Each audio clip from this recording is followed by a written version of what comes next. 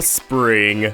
A time for rebirth, renewal, and new clothes. So why not head over to our Teespring store, where you can support some smaller artists to bring some great designs to life. Our diamond shirts, cartoons are cool, player select, and so much more. So many shirts!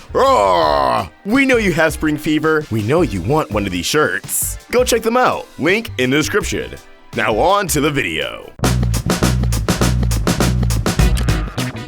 Welcome back to Mini Mayhem. I'm UltraVox, and Star Season 4 continues with its final 3 episodes. This week, we got the first 2, and we're going to break them down starting with The Right Way and Here to Help. As always, we're going to run through this episode, break it down for all the Easter eggs, references, and hidden meanings you may have missed. So, let's start with The Right Way. This episode title is similar to the Season 2 episode title, The Hard Way, where Glosrick taught Ludo how to do magic through more difficult means, per Ludo's request. Although we don't see Ludo and all of his Ludo glory pop up in this episode, unfortunately. Picking up from the last episode, Eclipsa is in an unfavorable situation against the Solarian warrior, until Star and her butterfly form arrives with company, which is a roster similar to the Magnificent 7 that went up against Meteora. It ended in a similar fashion too. This lineup consists of Star, Kelly, Ponyhead, Jorby, Rich Pigeon, Seahorse, Talon, and Quirky. So in theory, they should put up more of a fight than the Magnificent 7 did, but without their heavy hitter, Tom, they don't stand a chance. As Star's band of warriors search for Mina, Quirky ends up falling on his face and bringing severe harm that's akin to the damage he took in the episode A Boy and His DC 700XE. Although this time he takes a blade to the chest as a cherry on top. Talon can be seen taking off his sunglasses, only to reveal another pair of sunglasses,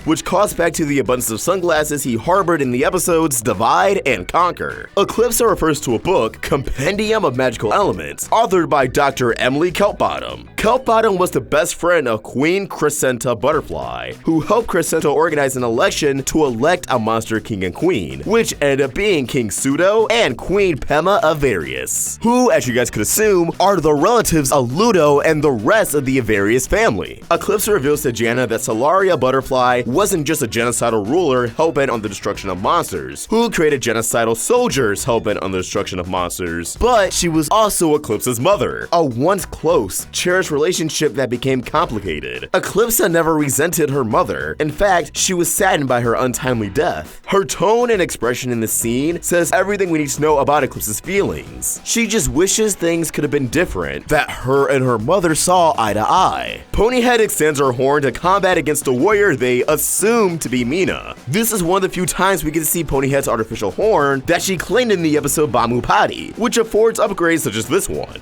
Janna's assessment about Earth resolving conflicts by blowing things up is very true to real-life nukes and other methods of warfare. Yeah, we're kind of screwed up. Star casts a brand new spell to combat against the Solarian warrior, Rainbow Kaiju Battle Armor, which casts a giant humanoid aura around Star for combat. Of course, Kaiju is a Japanese genre that features giant monster battles. Godzilla, King Kong, Ultraman, Attack on Titan. We had another homage to Kaiju battles last week with Globgord taking on the Solarian warrior. This spell resembles similar techniques found in other media, such as Wu Fu Aura and Yin Yang Yo, a former Disney series, and even the 2016 Powerpuff Girls reboot, with similar aura being a prominent ability for Blossom, Bubbles, and Buttercup. After the explosives fail to stop the Solarian warrior, which manages to ambush and impale Star's spell, Eclipsa is faced with no choice but to use the spell of no name, which is also revealed to be a form of her mother Solaria's Total Annihilation spell, which was only alluded to in the Book of Spells, a spell to eradicate all monsters for Solaria, and to only destroy immortal beings by Eclipsa, which in this case, while it is a circumstance of desperation, she thinks she's going against Mina, who is seemingly immortal, so it fits. The way the spell of no name phases through the Solarian armor, mowing through the abandoned monster town, and flying into the distance is almost exact to the spell's personified appearance in its self-titled episode, phasing through and evaporating Eclipsa's Hypno Slumber spell, going in one narrow straight path. It makes sense it's only a objective is to destroy everything until there's nothing left. It's an unrefined, once-in-a-blue moon spell that no one is proud of. Even Solaria seemed a bit ashamed of its power. We never see this spell dissipate.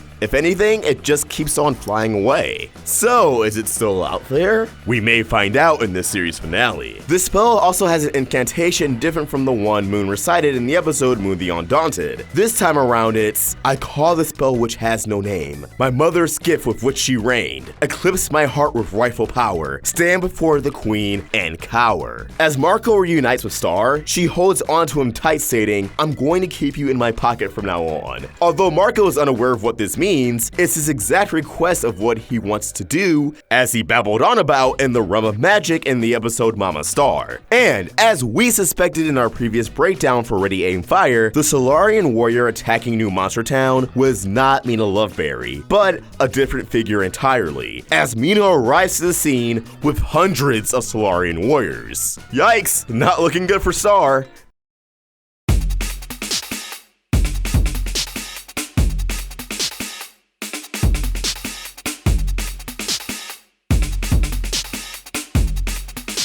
But that takes us to the episode Here to Help, throwing us right back into the mayhem, the Muni mayhem, of the previous episode. We're thrown a brief cameo of Princess Spiderbite and Slime as Spiderbite leaves her boyfriend's house, giving us a quick introduction of his parents. This is a nice parallel to Surviving the Spider-Bites, where Slime was welcomed by King and Queen Spiderbite on screen for the first time. A pure, healthy human-monster relationship highlighting hope in a hopeless situation. Mina refers to the fallen Solarian warrior as Dug Dug, which personally had me thinking and hoping that Doop Doop would find his way as a Solarian warrior somehow, and Mina just botched his name, but nothing came out of it. Oh well, we'll get more Justin Roiland and Rick and Morty soon enough. Another Solarian warrior remarks that Dug Dug looks gone, which may be confirmation we witnessed a brutal, quick, and probably painless on-screen death. Oof, wouldn't want to be in that armor. Mina's statement, it looks like Eclipsa wants to get weird. I can get weird too. Maybe a nod to the opening verse of the show's theme song. It's going to get a little weird, a little wild. Yes, it certainly will get both very soon. Granted, it kind of already was. Star makes a very serious observation about the total annihilation spell and the severe destruction it caused,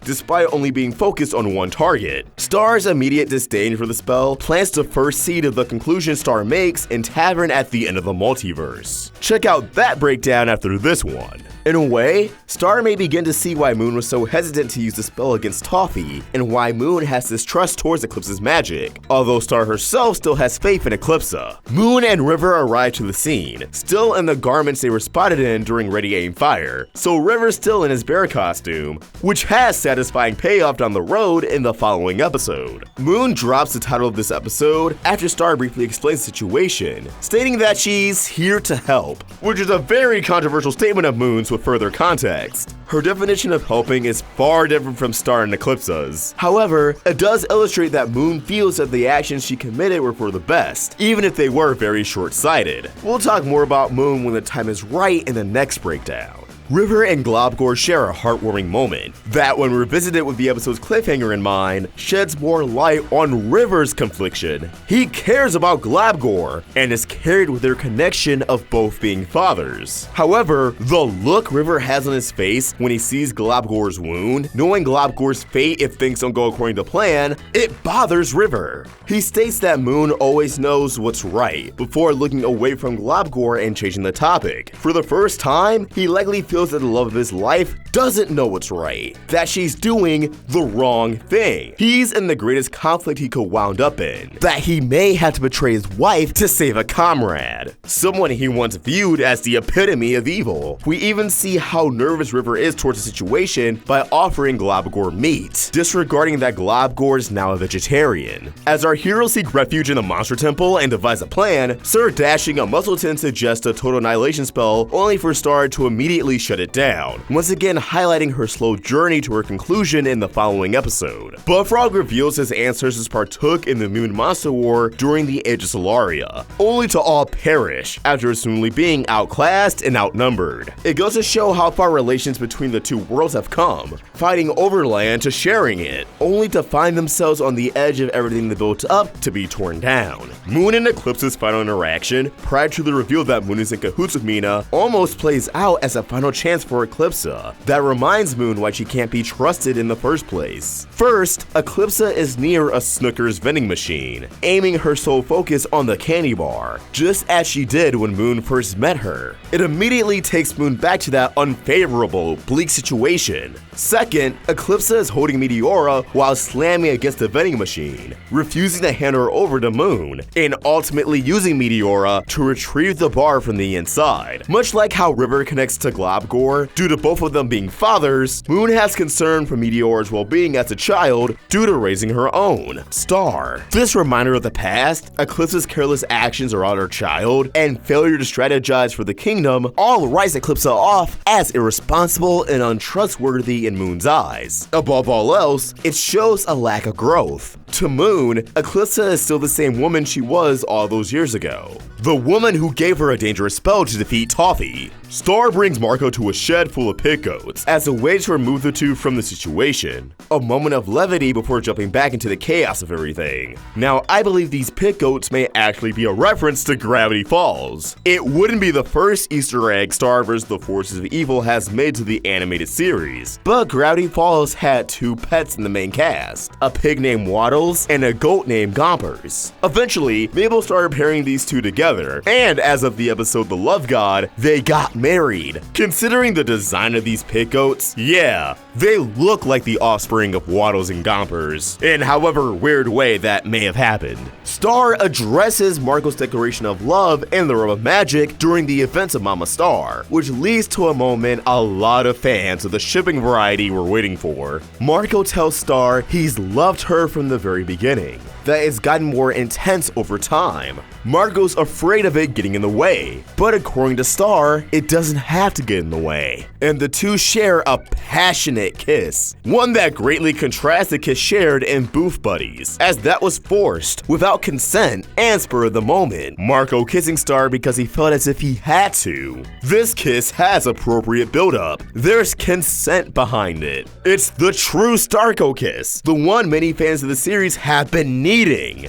And with that, ladies and gentlemen, STARCO is canon. Although, let's address a screwed up elephant in the room here. Whoa, this all happened on the same day Tom broke up with Star. Give it some time. Okay, I know it's the end of the series, and Tom gave Marco the okay to date Star, and Tom will probably end up with Jana. But you know, maybe the Tom-Star breakup should have happened a bit sooner, and not be the inciting incident to kick off this final arc. I'm just nitpicking though. As Star and Marco return to a very confrontational scene of Moon and Eclipse ready to blast each other, Moon reveals that Mina is working for her, followed by the Rooster's Crow, which Mina stated earlier would mark her time to strike if Eclipse failed to surrender. Here is to both remind the audience of that promise and to really drive home that with Moon's revelation, it's time for the show to enter its true climax, the true final battle, a battle of morality. Was the STARCO kiss premature in relation to everything else that happened? Are you happy they're finally a couple? How are you feeling towards Moon Butterfly right now? Let us know your thoughts in the comments below, or tweet your thoughts at Roundtable Vids. And for more of my own thoughts, you can find me at @OstrikVox. We're also on Instagram. Help the Roundtable grow by either becoming a member of this channel or supporting us over at Patreon. Link in the description. If you enjoyed this video, please throw it a like and subscribe to the Roundtable for more great cartoon content. Thank you for watching, and I hope you have an awesome day. OstrikVox signing out. Hey everyone, just letting you know over pre-recorded message that we will be at MomoCon 2019. We'll be there all 4 days, but I know what you're thinking. What about the panels? And to that, my friend, I have an answer. Friday at 2:30 will be on the Channel Federator panel, talking about our experiences as content creators. Then on Saturday at 4 p.m., we have the first ever animation showcase with a bunch of other content creators in the cartoon community. Cosmodor, Robotaxi, Nintendo, Saberspark,